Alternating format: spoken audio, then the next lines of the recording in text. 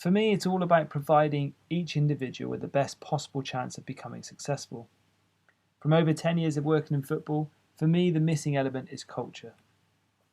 This is the missing part of the simple formula that we spoke about before. Successfully developing talent requires a certain atmosphere and environment, a certain mindset and outlook. And we have to align this outlook with the desire to continually develop. This is why we call it a development culture. I think this is really important for both staff and players.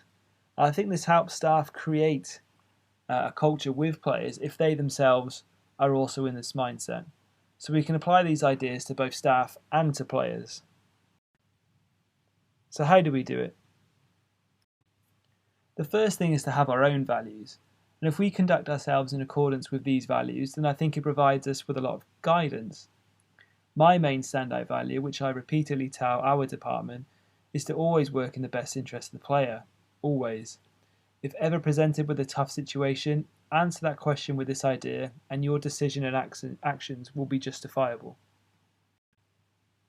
What works really nicely at Celtic is that the academy values include integrity, which, if you use that as a definition of always doing the correct thing, in the mindset of always doing what's right for the player, you're already heading in the right direction to build the environment and culture that you aspire to create.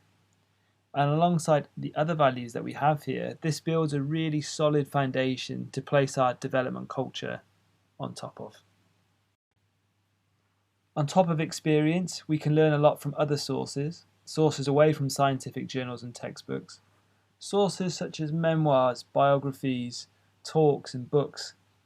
Here are some great examples, and if people haven't read around these organisations, I would certainly recommend it. People like Clive Woodward and Dave Brailsford are well-known leaders in creating optimal environments, with concepts such as driveway to driveway, the critical non-essentials, and the well-known aggregation of marginal gains, amongst many others. The All Blacks are well known for creating a certain environment, but also brands such as Toyota and McLaren also have strategies to create high-performing environments. Toyota, for example, have the concept Kaizen, which when roughly translated means continual improvement. We can learn a lot from these examples, but one of the take-homes for me here is that they all really know and knew their environment that they were operating in. They knew the staff, the culture, the structure, the tradition, the history, and the protocols that they put in place were very thorough, well thought out, and very well detailed.